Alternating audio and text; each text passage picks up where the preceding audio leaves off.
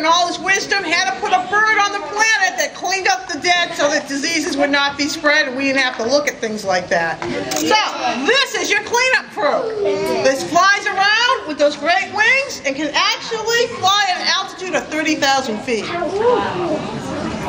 That's something.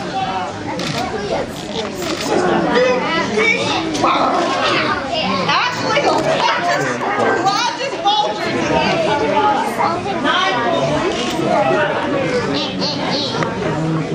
By the way, no feathers on the head or face because he puts his head in places.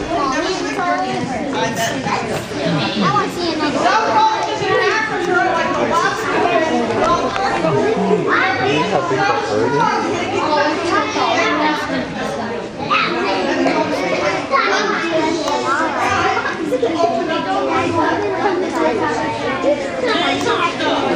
He's gotten some beautiful pictures.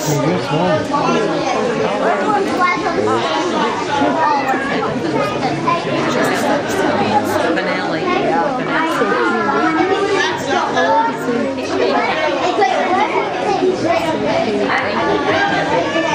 And by the way, the reason he does not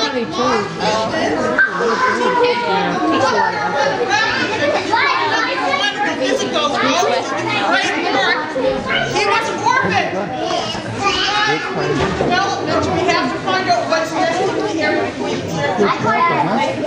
These guys around him and scared the adults off the nest. He was raised by people.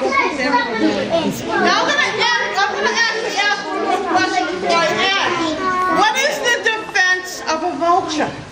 What would happen if you went up to a bunch of vultures? And I'm going to tell you, it's something that if one of you did it right now, everybody would eat. What is it? No. What was it? If somebody did it, everybody would throw up. Throw up. Regurgitate last meal. Guaranteed to make you leave. Okay? I guarantee anybody did it. Okay. Now, I'm going to end with one thing. To give you a little information on these birds. He doesn't like to go back in because he enjoys it because he thinks we're all vultures. Imagine you do eat like a vulture sometimes. So we're going to go back in, be a good boy. I know you like to come out and see the children. I'm going to end with one thing. One of the things is when we fly birds of prey, it's a weight thing. We know the lowest weight, which is the hunting weight, because birds of prey don't eat every day. When we call the birds in, we call them to a whistle. Okay? This is made from an antler. Pretty cool, huh? We call the bird by name. I lost about, I don't know, I've flown red-tailed hawks on squirrels. I lost a red-tailed hawk in Wareham one year. He's chasing red squirrels. They're hard to catch. End up going through the woods, chasing the bird. The only way we can get our bird down if it won't come to this glove and the whistle is with what we call a lure. And my lure has a little bit of rabbit hide on it. And what we do is we tie their favorite piece of food to this that they enjoy. And then we go out in a clearing. So I had to come out of the woods, go out in the middle of this big clearing, unravel this thing and spin this around. And we yell for the bird's name. His name was Zeus. And I said, Zeus, get down here right now. We got to go home. It's getting late. Come on. He's in the pine trees. And when he throws on the ground, they should come to it. It's like a favorite play to him. After doing that for about 5 minutes, I hear down by the gates this loudspeaker, and it said, "Lady, put the dead animal down now and come here." It's a police car. Now you gotta remember, when I hunt, I wear this outfit, okay? Turns out that I was in a graveyard. And I had come out of the woods, and some poor woman was putting flowers on a loved one's grave. When I come running out of the woods dressed like this, with one glove on like some other wacko, yelling for Zeus to come down, we gotta go home. She saw no bird, twirling this dead animal. Alright, so we go down to the police car and we tell them, you know, it's a hawk, I'm a falconer, you know, I'm not some crazy person. And I brought the hawk down and I apologized, and they got to see the hawk up close and personal. They were satisfied. So I have to end with that one because, you know, working with wildlife, sometimes we don't look normal. And I want to thank you for having me today. We want to thank you.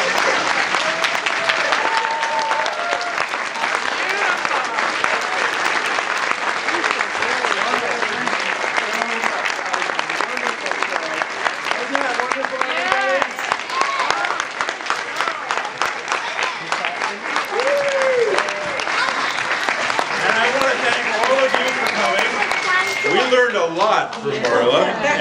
one thing, kids, I hope you'll remember.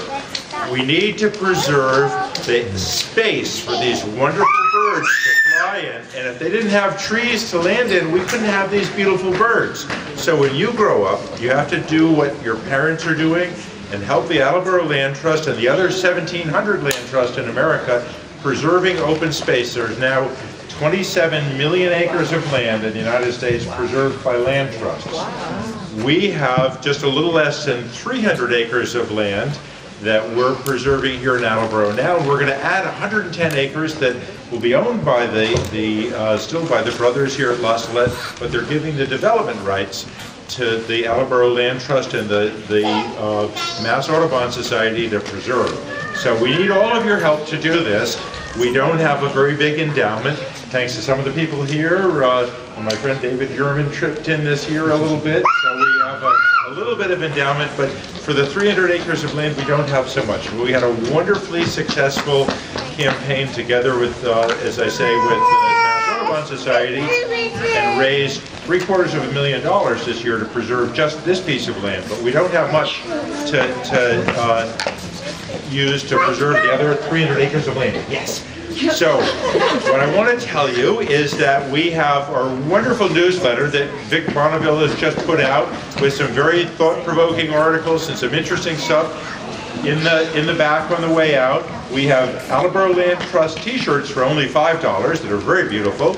And my wife, Debbie, who's actually, we're having our anniversary today.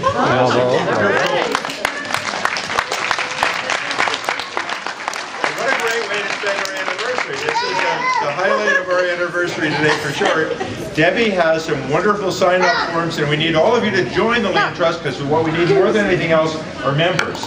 It's not very expensive, but we need a large membership base so we can go to the City Council and say, we've got hundreds of members who want you to preserve more land at Attleboro. So thank you for coming, and please sign up. You can volunteer, you don't even have to join, but we need to know what you can do to help us to preserve all this land. And Sarah? It's 3:21, it is not raining. If people would like to go for a guided nature walk, we will leave from right outside the building in about 10 minutes. So right around 3:30. Meet me out front of this building and we'll go for a walk. And the past couple of days we've been able to hear wood frogs and spring peepers out of the pond. So we'll hope it's warm enough for them to be out today. Very good. And there's more refreshments in the back. So please help yourselves, and thank you all for coming. And please join Sarah. You'll love the walk.